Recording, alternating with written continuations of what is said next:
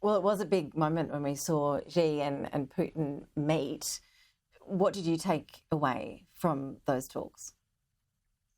I think two things. Firstly, we're heading towards some really challenging times because China and Russia are clearly coordinating against the Western democracies now. They're working together much more closely. It is likely to be the beginning of a prolonged and intense challenge to Western democracies and to US power in particular across all fronts.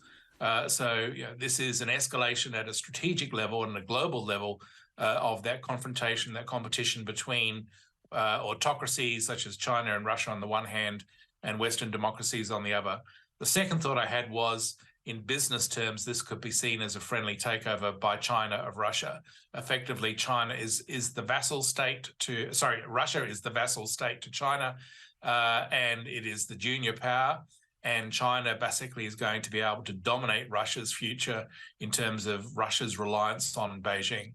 So I think that two really challenging situations emerging out of that Xi-Putin meeting. And when it comes to conflict in Ukraine and where things could end up, I mean, where are we at with peace talks? Is there any sense that this is going to wrap up this year, or is it just going to keep barreling on? I really don't see peace talks as credible or likely. Russia is not interested in any sort of peace deal that would see them withdraw their forces from Ukraine. Ukraine will only accept a peace deal that would see Russia withdraw its forces from Ukraine. So there's an ultimate unwillingness on the part of Russia to do the right thing and withdraw its forces, which means the war goes on.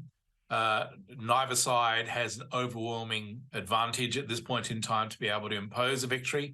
The Ukrainians might be placed to do that later this year if the Western military assistance can continue to flow, particularly in terms of things like main battle tanks and fighter jets and also ATACMS missiles. But neither side can really impose victory at this point. Neither side is willing to sit down and talk peace because there's a complete break between either side in terms of their war aims.